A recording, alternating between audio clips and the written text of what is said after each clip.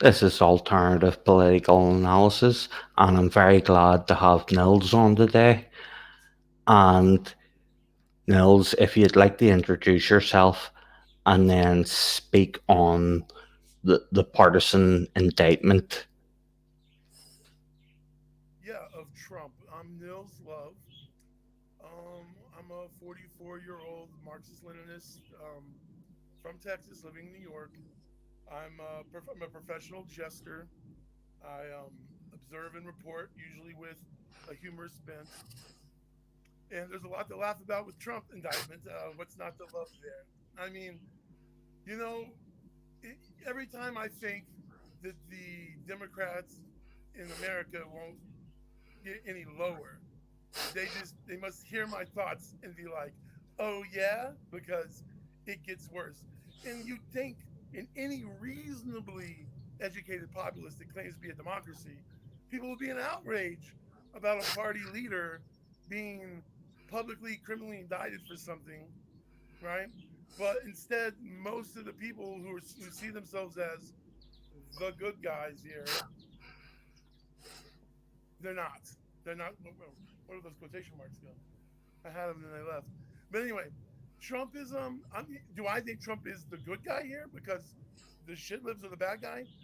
Yes and no. He's the only anti-hegemonic choice available to American voters. So you can actually hate Trump. I'm not saying I do, but you can hate Trump, and if you're a real anti-imperialist, if you're a real Marxist-Leninist, you can make a case for voting for Trump. You can make a case against the Democrats for indicting him because he is the least competent imperialist we've ever had. And that doesn't mean he's an anti imperialist. It means that if I have to choose someone who's going to be my enemy in the trenches, I'd prefer a quadriplegic. How does that go? A few things there. Um, Despite Donald Trump's many faults, Mm, um, American workers were over $4,200 better off when he was in office, and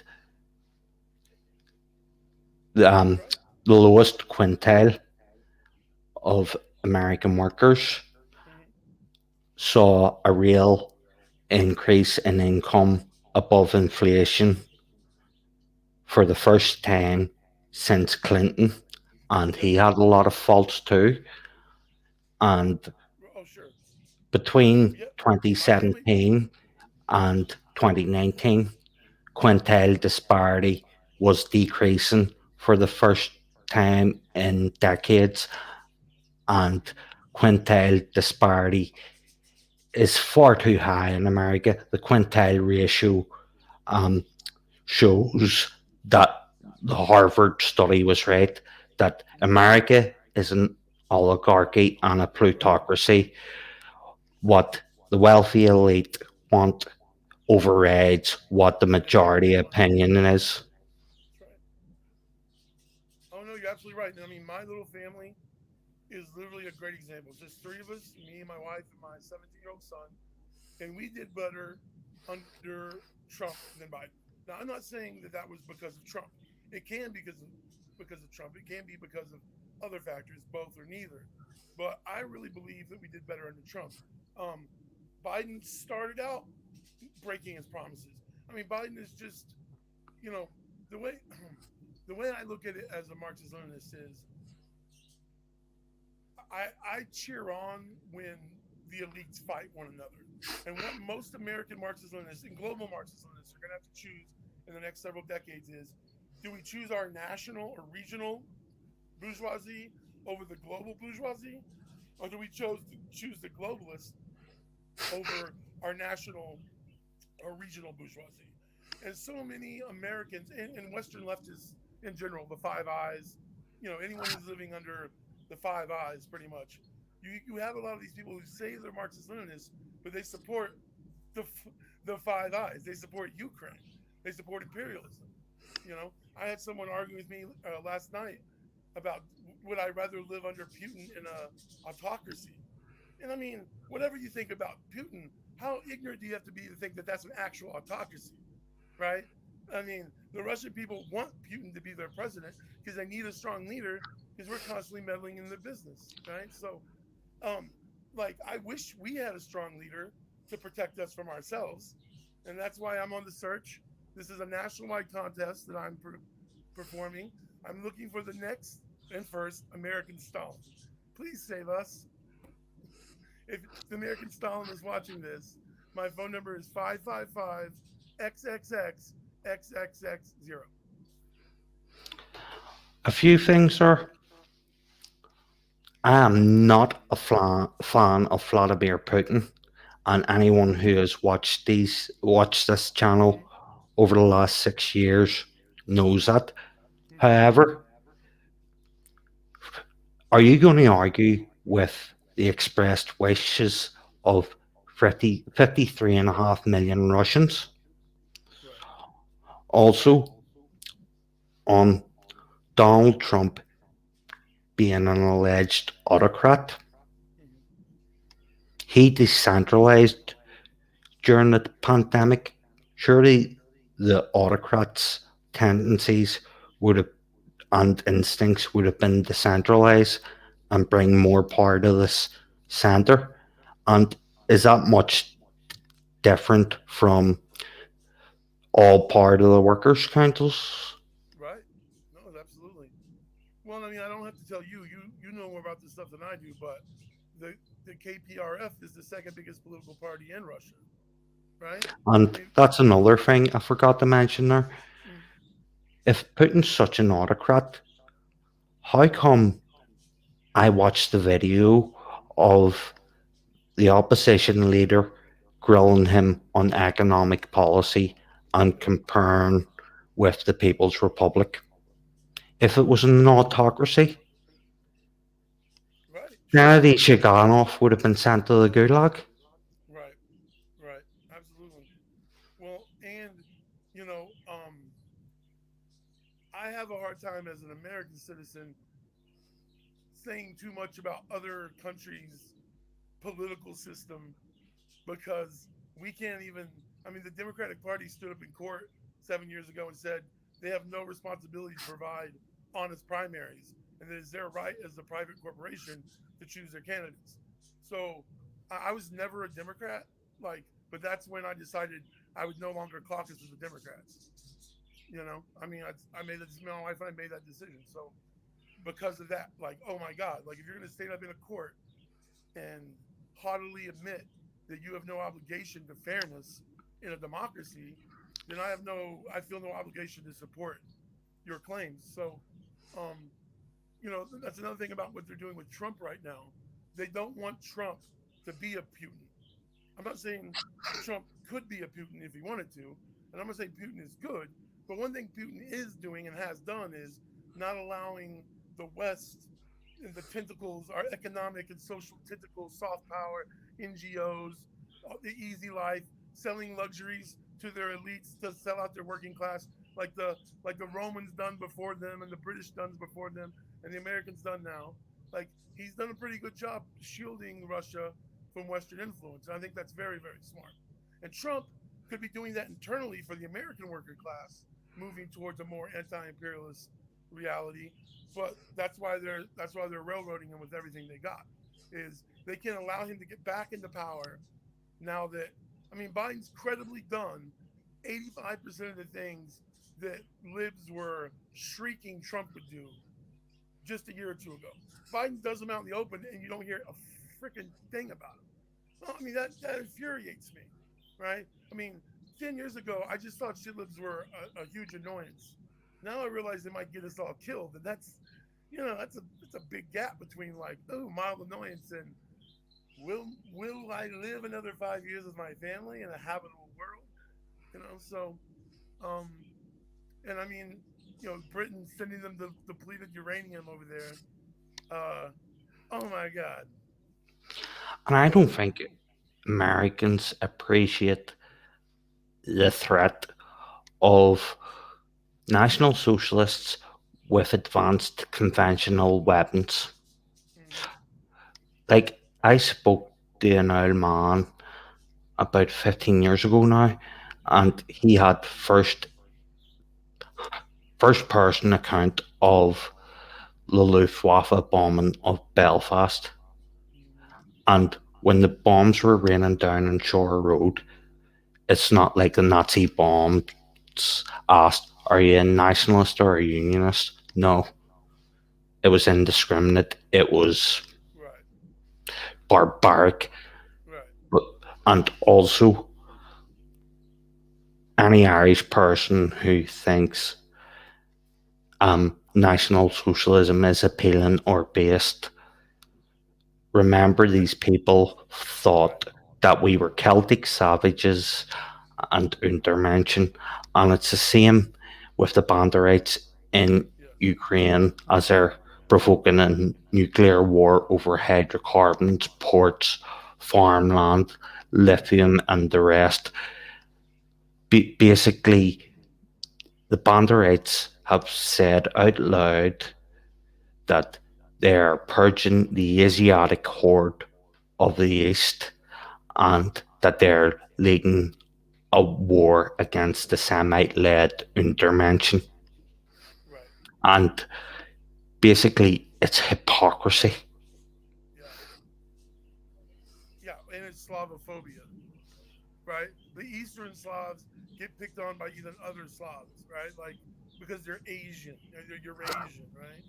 They're orcs. I think I heard some Ukrainians say, and like, I'm of some Germano-Slavic blood too because I'm part Prussian. Even though they're Germanic speaking, if you know about Prussian They're history, Baltics. yeah, exactly. We were the last. The Prussian people were the last ones forcefully put into a Christian. They were the last pagans of Europe, basically, right? But I would just say Balts, Slavs, and Mm, Germanic peoples are different. But yes, the point is clear. They're saying they're purging the Asiatic horde of the East. And this is what's so tragic about the NATO war. Um, Russians call Ukraine small Russia. mm-hmm. Do you know where green Ukraine is? Where? In Siberia, in the Russian Federation. Mm, There are so much familial links, and right, right, it has torn families apart. And right.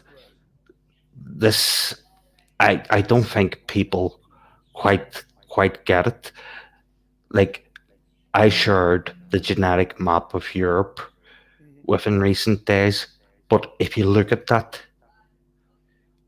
Ukrainians and Russians are closer together than they are to other Europeans. Right, right. It's like the Irish and the Scottish. Like they're separate, but they're distinctly connected too. Yeah. And that's the thing. People who are descended from Cessair are likely to be descended from Cruithneach, Right. and also uh, Irish people are called Gaels because they've been Gaelicized, Yeah. and Scots are called Scots because they were Scotiatized. But Yeah. Gael Glass, from who the Gaels are descended from, Right. was a son of Skoda, from who the Scots are descended from. So it's inextricably linked. Right. Right. Yeah. Like one of my favorite things, um, in history, because I mean I'm a huge just general nerd. I mean, I is the Galloglass, the old mercenary warriors, the Galloglass fighters of Scotland. They used to go all over Europe. Uh, they were almost like Gallic knights. They even had pages to hold their spears in battles and stuff. You know what I mean? Like very interesting. And they went right up until the time and even during the early days of gunpowder.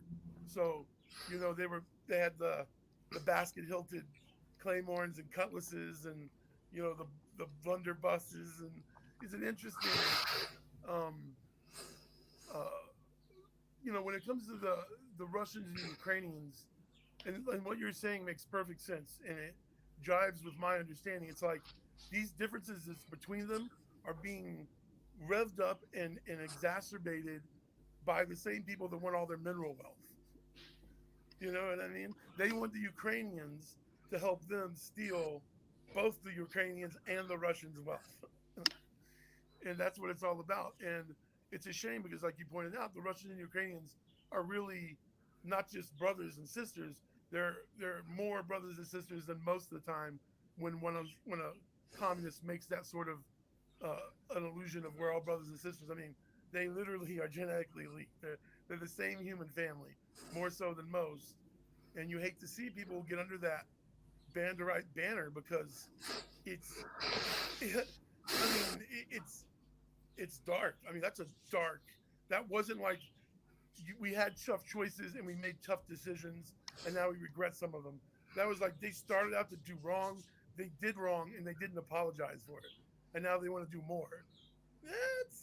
That's pretty spicy. Like that has to be dealt with. A few things. Yes, sir. There were hardened National Socialists in the German Reichswehr. There were two groups of people who disgusted them to the point of reconsidering their ideology. Mm-hmm. One was the Banderites, the other was the Ustashe. Mm-hmm. And we should look at who is backing up the Banderites in the Ukrainian military these days. The Ustashe went from Croatia to Ukraine. Al Qaeda and ISIS. ISIS bombed Crimea, and basically Zelensky's political advisor gave a solidarity greeting after that. That's like a who's who of the far right. And on the Ukrainian and Russian links, Mm-hmm. the Russian state, the Belarusian state, and the Ukrainian state all began as one kingdom, the Kievan Rus. Right. And Never the Zoe. word Rus, where does that come from? Basically, Vikings from From the Sweden. river Um, Dnieper. um, Rus refers to the town of Roslagen. Mm-hmm. They sailed down from Roslagen into Eastern Europe, and they were Slavicized by the Veneti, and basically they became Oslavia, and that's where Russia, Ukraine, and Belarus Right. came from, and basically Yeah. it influenced the culture Right. of the countries of intermarrium today. Oh, sure. Well, I mean, And like, yeah, I mean, like the Vikings that set the Caven Rus and that kingdom is a lot of how the Vikings got the Cyrillic alphabet because the Saints were Byzantine, uh, Roman empires, fascists. right? And so it was the tributary, the artery of their wealth up into Eastern Europe, the Dnieper. That's how The Orthodox religion Dnipro. traveled up. Mm-hmm. And also on the Roman Byzantine fascists, Mm-hmm. um, they hired Roslagen, the Rus, to be the Varangian Guard, The Virgin Guard is the like Praetorians in like front. like like the Praetorian Guard, as I was about to say, and you beat me to Look it, at me. Nils. Look at me. I'm 6'4" and I'm 270 pounds.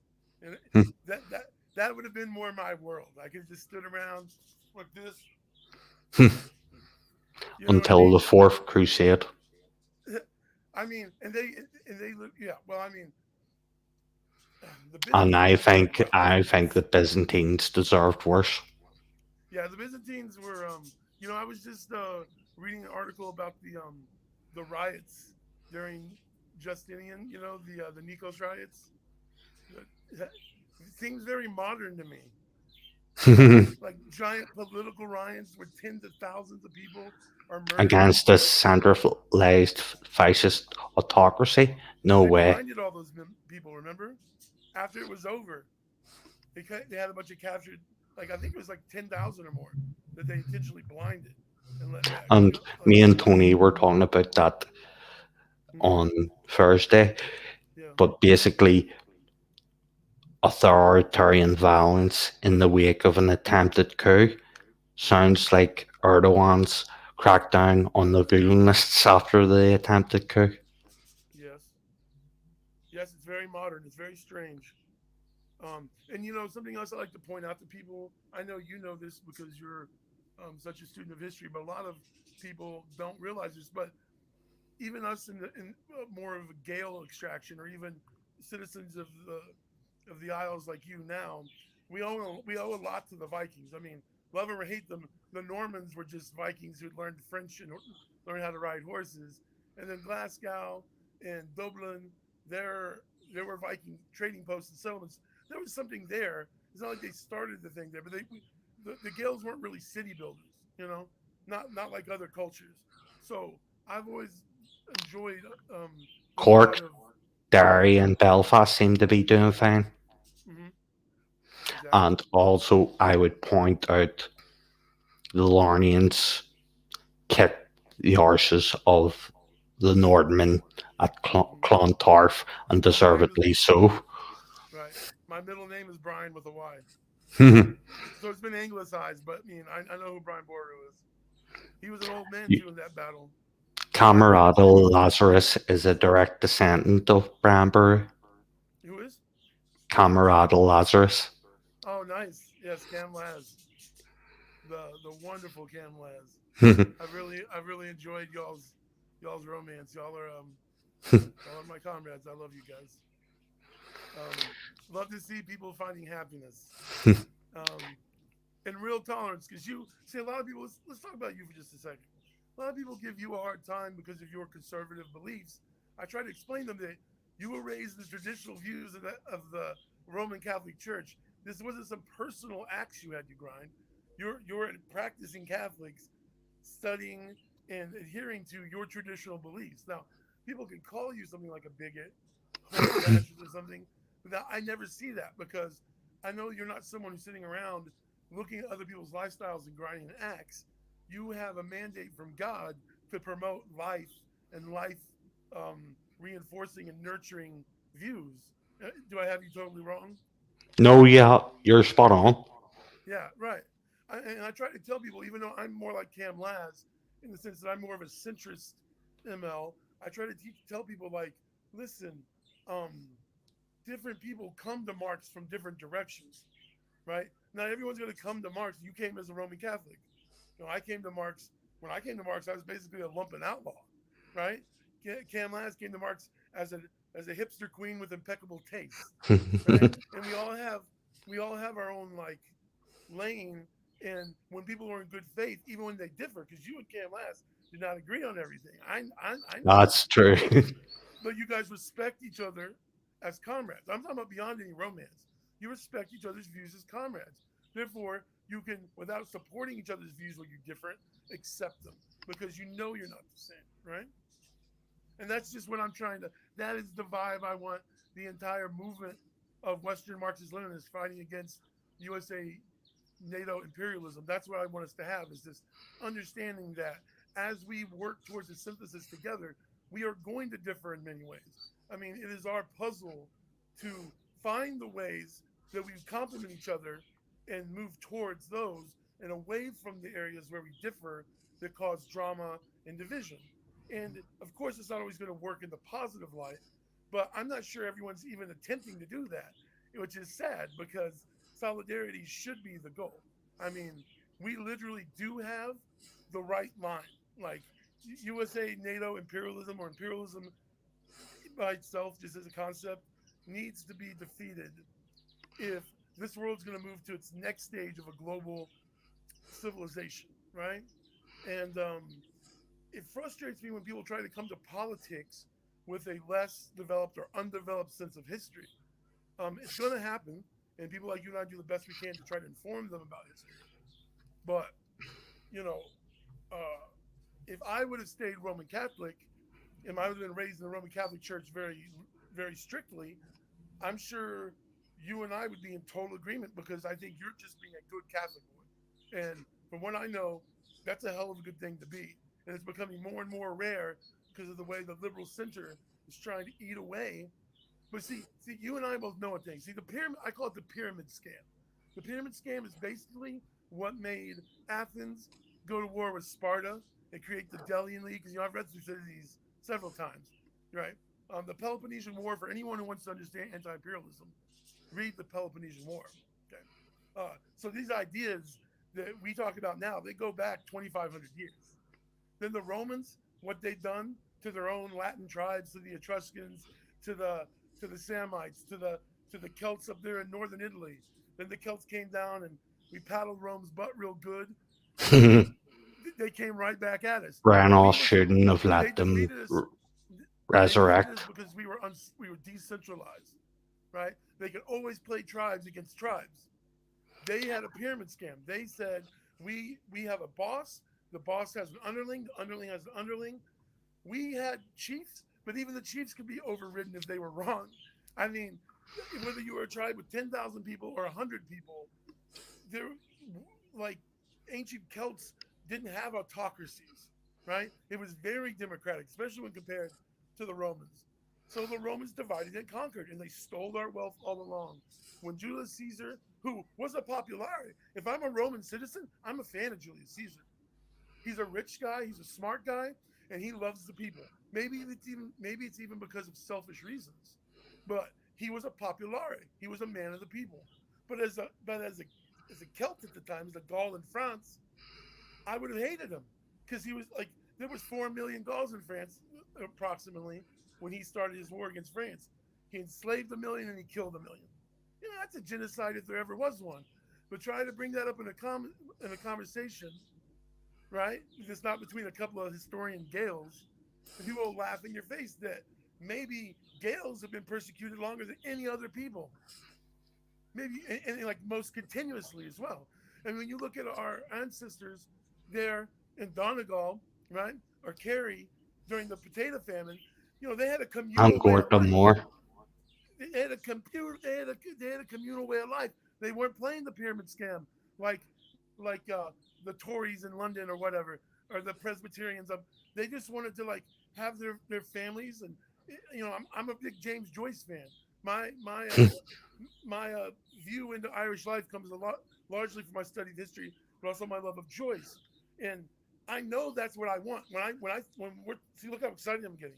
Just talking about the fact that families could live autonomously and take care of each other and intermarry and do most of their own policing and not need a bunch of state. I mean, that's how Gaels have always preferred to exist. We are naturally Stateless the most democratic people in the socialism. world. Huh? Stateless socialism. Station socialism, right? Familial socialism, right? But I was going to say a few things. Those who deride and dismiss me as fascist, Nazi, Nazi, red fascist, tanky, Right, have never been shot or physically tortured by fascists, so right, I don't take much notice of their opinions, right. and also on how people come to Marx. Mm-hmm, I came to Marx in the noughties, and economic appropriation that is necessary for the maintenance and reproduction of life. absolutely. And um, on Kaiser, Julius Kaiser, Mm-hmm. for me, he was a genocidal fascist autocrat, and Yeah, he was more than willing to function in the triumvirate with aristocrats who were Crassus. basically oligarchic Yeah. dictators. But on another thing, on the Celts uniting, Mm-hmm. they united behind Vercingetorix, Mm-hmm. and he defeated Kaiser at Gregovia before Alesia, Elysia, and right? Oh, Elysia. and basically Kaiser admitted that if Vercingetorix had united the Celts earlier, Rome would have been defeated. You're right. And I think Ambiorix did the right thing on behalf of the Belgians. Right. And finally, I think King Cassivellaunus was a hero. He basically knocked the shit out of Kaiser and sent him packing. Yes, yes. I'm also a big fan of studying what happened about 150 years later with the assimilation of Dacia, the Dacian genocide, and what's now Romania. You know, because they had gold in those Eastern Carpathians and stuff. And Dacia, their king Decabalus, they were starting to not surpass Rome, but become too wealthy, too influential, and Rome needed all that Too gold. So much of a Trajan, threat. Trajan went and took out Dacia, and that's why out of the entire Eastern Europe, Romania is the only group to speak a Latin language because they didn't just defeat They were Dacia. Yeah, Romanized. yeah, just like the Prussians were by the Germans, by the Teutonic Knights, right? Like Basically, they the Balts their were blood. Germanicized. Yes, exactly. They weren't just defeated; their culture was like completely destroyed and yeah, assimilated. So it's great. I mean, I know you knew a lot of this, but it's great to talk to you about it. Obviously, we're both students of European history, and right, it makes sense why we agree on so much because it doesn't mean I think we're right to someone else. It means that it's nice to see someone else coming to similar conclusions because they understand in depth What the happened? struggles of the what? What happened? Yeah, what? The facts. Yes, yes, yes. Um. So you can I ask you a question? Were you born and raised in Belfast? I was. Oh, okay, all right. Yeah, I find that. Yeah, you being Irish Catholic in Belfast, very interesting, man. Very interesting. The And birthplace of Irish republicanism. oh yes, oh And Cullen's from Ulster. You know, Ulster's a but real on another hero. thing, you were saying about your Anglican background. Yeah. For me, the greatest Irish man who ever lived Mm-hmm. was an Anglican. Hmm. Theobald Wolfe Tone. He Theobald was, Wolfe Tone. yeah, he was the father of Irish republicanism. He set up the Society of United Irishmen in Belfast. He said, unite Protestant, Catholic, and Dissenter, a Oh, cordial union between all the people of Ireland, which is where the United Ireland idea came from. And he oh, was influenced by Thomas Paine, mm-hmm. but the Union Star, I believe it was one of the United Irishmen's newspapers, and it said, "No more shall a lazy lord Right. benefit from the fruit of your labour." Mm-hmm. Like, how many people were assailing surplus value theft in 1798? Yeah, absolutely.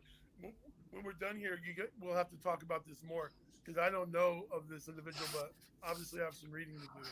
Thank you. I knew I was going to learn something. See, I love to learn. Never stop. You know what I mean? I got my son's right here, so I just told him. I was like, told you. um, right. And republicanism is what my cadre, my caucus, the radical Republicans, as you know, all of us pretty much. Um, that is our republicanism is more based on Irish republicanism than it is the Republican Party of the United States. As it stands right now, I'd be more likely to caucus with MAGA or the Republicans than the Democrats. But I have no love for the Republican Party either. But often I refer to myself as I am a radical Republican, and it's the Irish Republican movement that our organization has found a lot of the inspiration in. So it behooves me to go back and study this man some to improve my understanding of where it all comes from. Thank you. And this is something I don't get. Um, why give the corporatist, globalist, and capitalist state a monopoly on violence against the workers?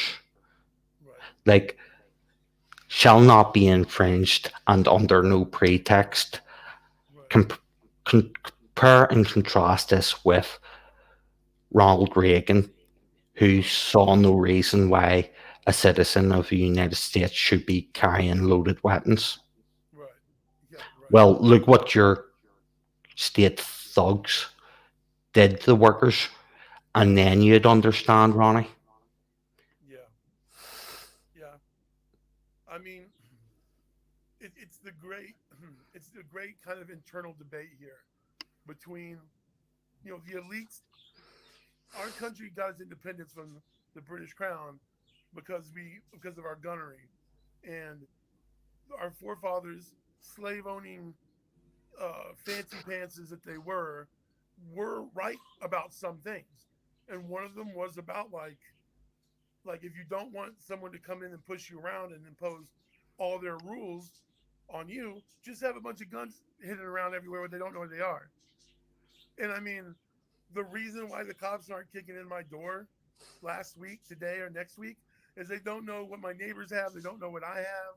They don't know what I'm up to. And so there's 340 million Americans and there's like 600 million guns, and no one knows that better than the cops. So when politicians start running their mouths about how we need to be more civilized without guns, it's really just talk because they have no way to get the guns back. And every year they procrastinate getting their guns back, we more guns are being sold. And I won't go into details of what I have. I don't have anything illegal, but let's just say that I'm a huge supporter of the Second Amendment. You know what I mean? I do. And did you know that when Brandon got in the office, um, the gun ownership rate increased? Oh yeah, hell yeah, I bet. But this is the thing. They do not realize what a disarmed populace means. Right, And cops are violent, authoritarian, and murderous thugs now. Imagine how much worse it would get when it is against an unarmed populace. right, Another thing, the gun grabbers also shout defund and abolish the police. Who's grabbing the guns in that case then? right, right. Like And yeah, gun control. Gun control should start with the soldiers, then the cops, then the gangsters, then the people. I still wouldn't want it. I mean, I still don't believe in it. But if they were going and taking the guns out of soldiers' hands and cops' hands, I would at least respect it more and entertain it more, and I would be less hostile to it overall because I'd be like, oh, these people really want to get guns to hurt people out of the hands to do the harm.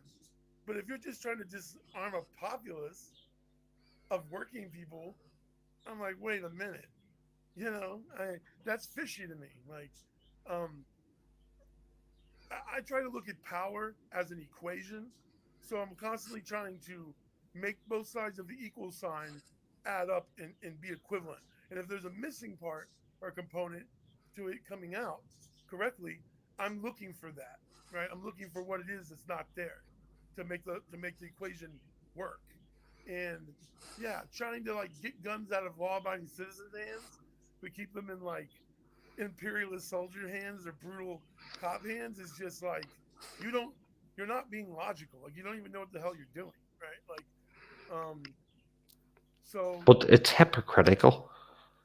Um, the citizen trying to defend themselves is somehow the equivalent of Biden and Harris having their finger on the button while they arm Nazis for hydrocarbons right, until one of their donors is triggered by something Vladimir Putin does.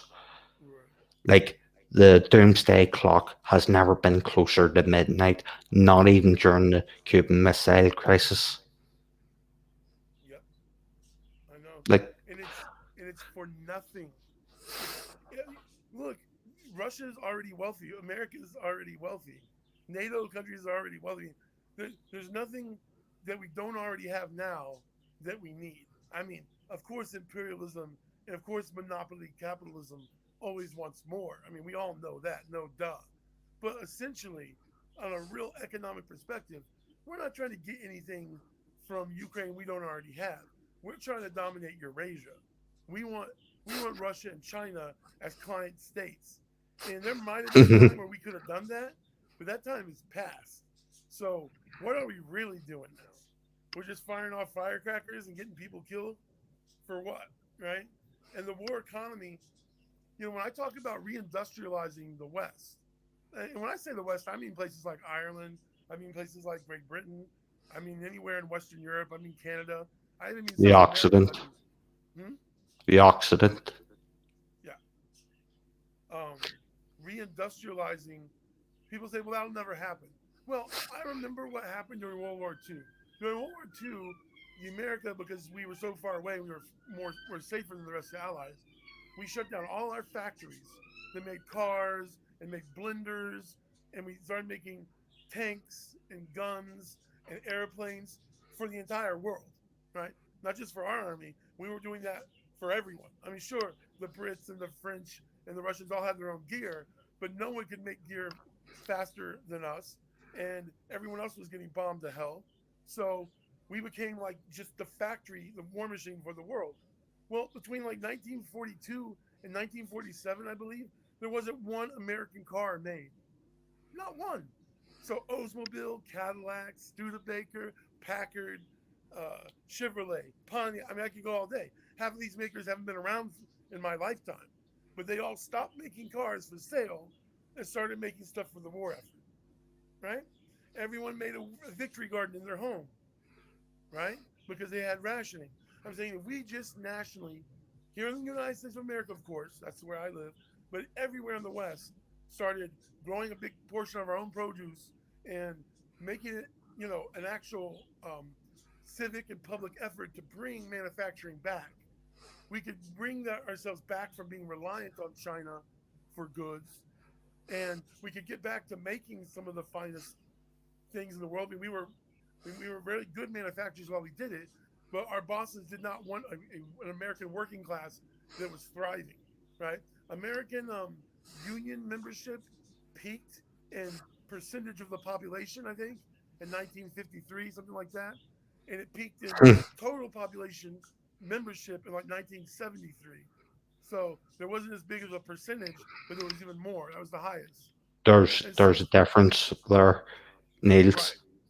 or Nils. Sorry, but Eisenhower, his Republican Party, put up Mm-hmm. posters of Republican propaganda with telling American citizens to join their union and increase their take-home pay, and also uh, Eisenhower did super tax 91% on the wealthiest corporations. Did the American economy shrink? No, No, it grew. it didn't. It It kept growing. skyrocketed almost. The part of that, The golden act or the golden age of economic yep, expansion. yep. And I But mean, since then, America's taken a turn right on the economic Overton window, as we were discussing earlier. Sorry, go ahead there.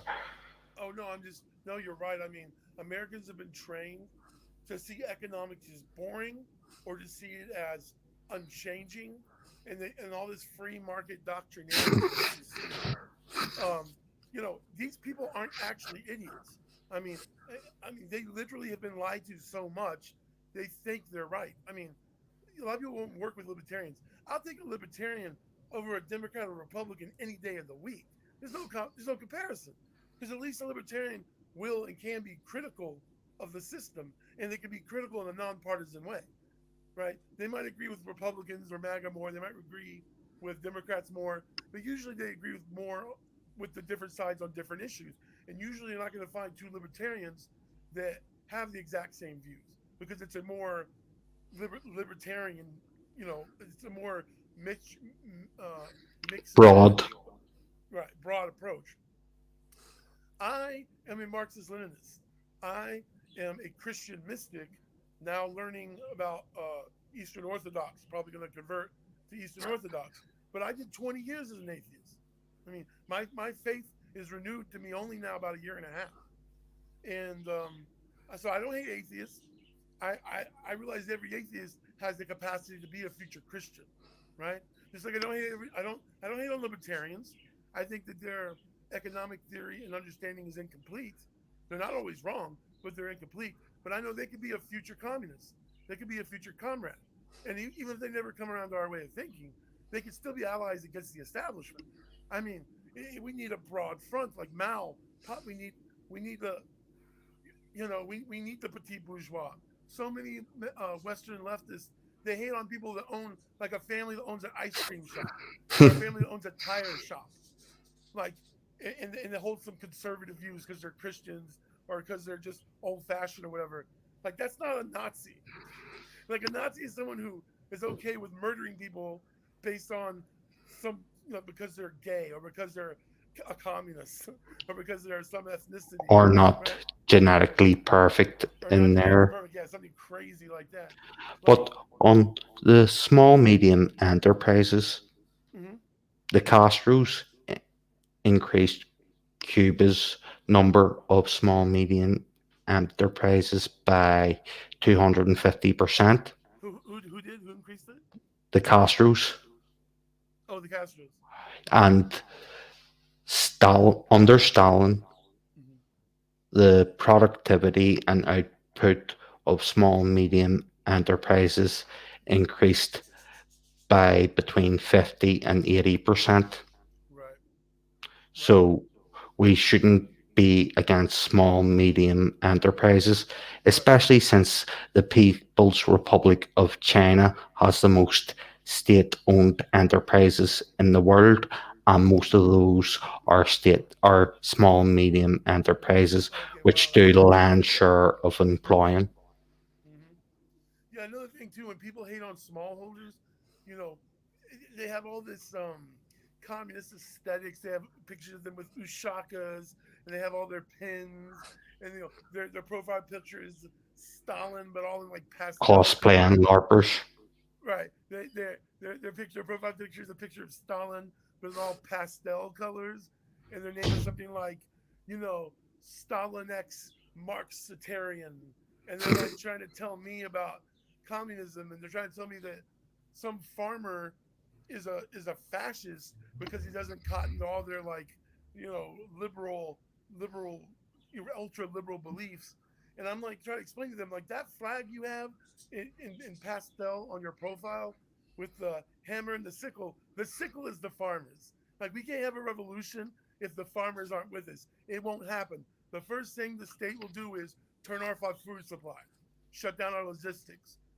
And so the farmers around our cities are literally going to have a relationship to the people in the cities so that we can manufacture the things they need and they can produce the produce we need. Like, it's a cooperative affair. Even now, in this time of technological abandon, I mean, not abandon, of free for all, where it's just everything is just smartphone, smart rock, smart sky, smart dullard. Even dumbasses come with a smart feature now. So here I am. So, um, it just gets frustrating because I want these people to understand that, like, you can't just take someone like Stalin and say he would be okay with everything that you're okay with. Like, Mm, it's not like you have to adhere to his belief system. He's been dead 70 years. But at the same time, to totally, like, revise him and make him to some character. I mean, that's what the Nazis did. They brought paganism back. They made up their own history, rewriting right? history It's like, and what if we ignoring reality, it's like a certain dangerous. movement today. Yeah. And I'm 44, so I've been an adult more or less, getting close to 30. I left home at 16. So I've been an adult almost 30 years, and I've known trans people my whole life. I have trans friends right now that I love dearly, and they are not represented by these fools online.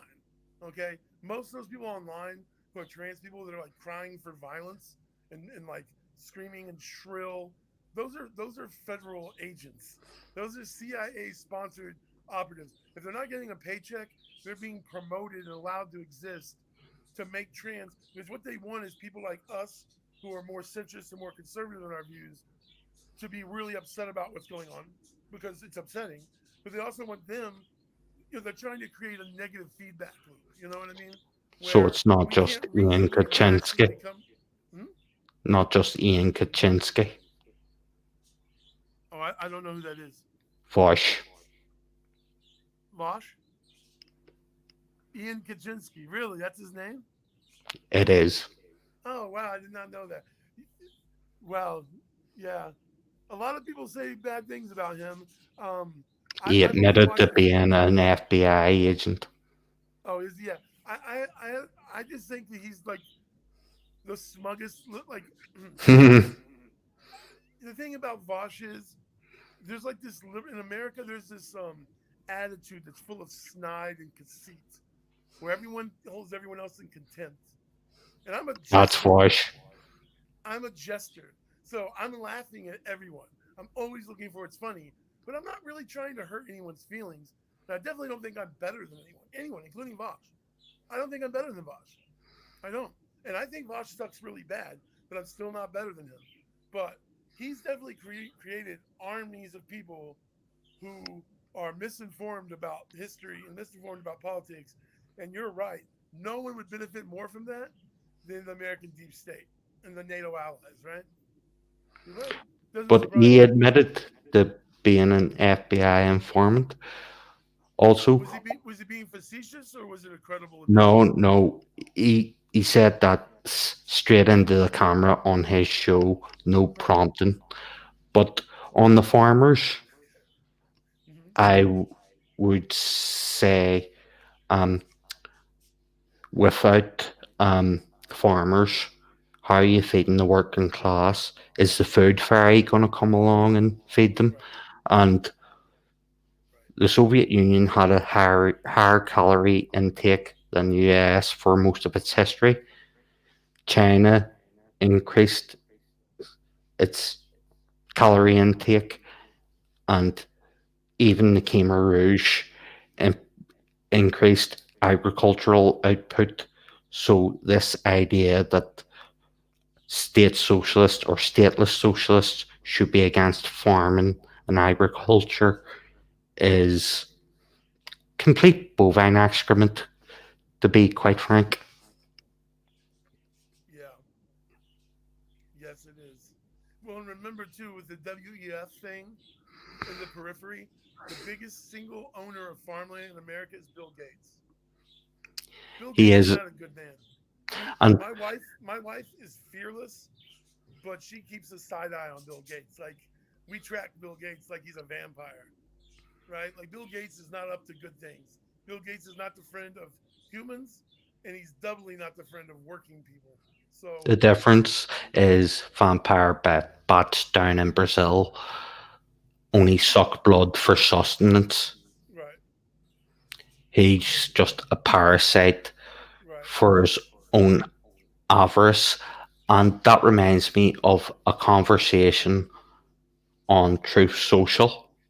Mm-hmm. And I would recommend that more Marxist Leninists and socialists get on Truth Social and try and persuade people. But myself and Michael Pellegatti Mm-hmm. were discussing farmland with a rancher, Mm-hmm. and she told me that she was opposed to nationalisation.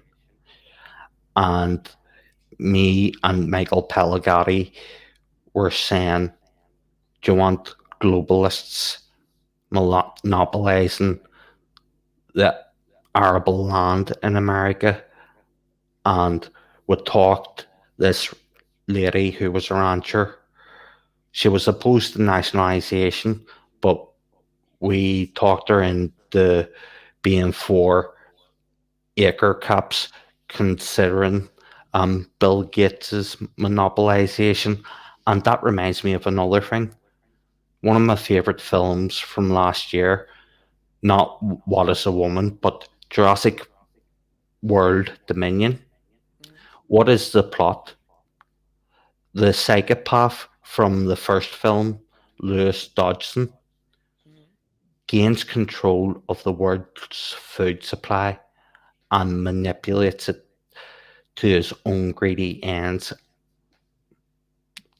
That is a perfect Yeah.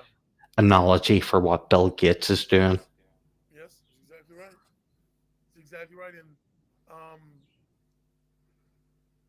And also, Lewis Dodson had no problem with manipulating the science to his end.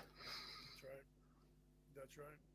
No, I grew up in South Texas. I live in Western New York now, but I grew up in South Texas, and what I was a ranch hand. My first job was a ranch hand. My family's a ranching family, so I mean, I used to be a steer wrestler. You know what steer wrestling is? Where you Um, ride a horse, they let a steer calf loose, and you jump down on it, and you wrestle to the ground. I'm literally one of those guys. I could never that do the must have been lassoing fun. because I could never do the lassoing because that's too much of a spaz. You know, that takes dexterity, and I didn't have it as a kid. I didn't do this as a grown up, but like as a 15, 16, 17-year old, I was a steer wrestler. I was a good one. Um, but my point was is even then my grandfather had to worry about seed patents, because Monsanto and all these companies they patent their seeds, and you can plant heritage Within heritage seed. proximity to them. Yeah, and if they migrate across like a barbed wire fence, and you end up having some corn or some Milo or some wheat that's Monsanto, and they find out, they'll take you into court, even if you're a small holder who just owns a couple hundred acres. If you're So they they're plant their involved. seeds next to you and do you for theft. That's right. So there's just all kinds of um, precedents of these sort of um, patent and legalese ways that they are trying to take control of our food. I mean, they haven't done it yet, but not because they're not trying. I mean, that's happening. Um, Can they I use tell my eminent domain against farms and oh smallholdings? yes, oh yes, So, um, tough shit, sustenance farmer, Keystone XL's more important. correct every time. And I'm not Um, against lowering energy costs or fertilizer costs because right. we need to eat, but going through arable land, Hmm. there has to be a process of planning and Hmm. um, they'll see the legality. We know what the mens rea is it an actus reus or not? Yep. Like, you could just illegally just drive your pipeline through Yes. all the local farmers' lands Right. and hungry people at the farmers' market. Tough shit. That's My right. bottom line matters more. Yeah. Well, I mean, look what they're doing right now. We'll go back to the beginning toward the end. Look what they're doing to Trump. Trump is a billionaire. Trump was the president of the United States, and they're railroading him. But it's like what we were saying. This is the time. You If don't they have to do can it do it to today. him, you You don't can have to do do it it to today. us. But this is a time where anyone who's not part of the establishment. I'm mainly speaking to communists, specifically Marxist Leninists. Everyone else, I don't really feel like I have much to say to, but if they listen to my message or inspired, I appreciate that greatly. But this is a time where here in the West, we're going to have to choose between our national bourgeoisies and our global bourgeoisies. I mean, because none of us have the power to fight anything. There's no communist in any position of power in the United States whatsoever. Not a socialist, not a communist, not an anarchist. I mean, I don't care about anarchists, but they're better than shit libs, but they're not there, right? I mean, at least the anarchist has a problem with Hillary Clinton. If we can both talk shit about Hillary Clinton, we can work together a little bit. But if you're a shit lib that loves Hillary Clinton, or if you're a Hillary Clinton fan that wants pictures of hugging George W. Bush like Michelle Obama, like I can't work with you. Like you're literally celebrating mass murder and planetary terrorism. So if you're a libertarian, if you're an independent who who's just trying to make their community better, I can work with you all day. But at the end of the day, what they're doing to Trump, it shows that they can do it to anybody. I mean, he's not some. I mean, I'm a peasant. I'm from families of peasants. Okay, if I have kings in my blood, it's been hundreds of years away because I know my history. All right, and I'm not ashamed nor am I proud of being a peasant. I had no say in it. I was created, but because I know I'm a peasant, I know what my interests are. Trump is no peasant. All right, Trump is a boss. He's been one of the bosses his entire life, and they're actually going to try to ruin his life to prevent him from being the president again. Now, that doesn't make Trump right, but it means that he's up to something. It means there's something there. And whether you love Trump or hate Trump, I think individuals, especially communists, need to understand that we're no longer going to be able to be completely independent and neutral as this plays out. There's going to be a time to understand you're going to pick the hegemons or you're going to pick the anti hegemonic choice. That's it, right? And right now, the national globalists, I mean, the national bourgeoisie, that would be like Trump, Elon Musk type characters. They're very powerful, they're very influential, but they're going against the main narrative of like The View and the Obamas. And that seems so innocuous. But those are the stormtroopers. The stormtroopers don't look like Elon Musk fans. Elon Musk fans aren't dangerous. I'm not saying ever. I'm saying in general. But people who are like, I'm with her, or Build Back Better. Yeah, like I know that sounds completely nerdy and absurd. It's some fucking bullshit from morning till night.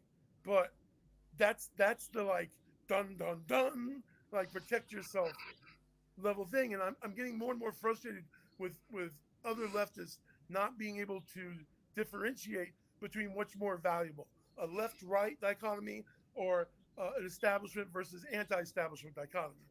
I'm not saying the left right dichotomy has zero value to me, but at this point it has very very low value levels for my use as a Marxist analyst, right? Whereas hegemonic versus anti-hegemonic has tremendous value, and its value is only increasing for me. How do you feel about that? I just want to say a few things before we finish. Mm-hmm. Biden, who's never had an original thought in his head, Correct. stole Build Back Better from that famous lefty Boris Johnson. Mm-hmm. And Ah. on Trump, the reason the deep state establishment hate him is he isn't advancing American imperialism enough. Shock horror over the terrible crime Yeah. that is. And on globalist versus national, I'll remind people of what Marx said before we end this discussion.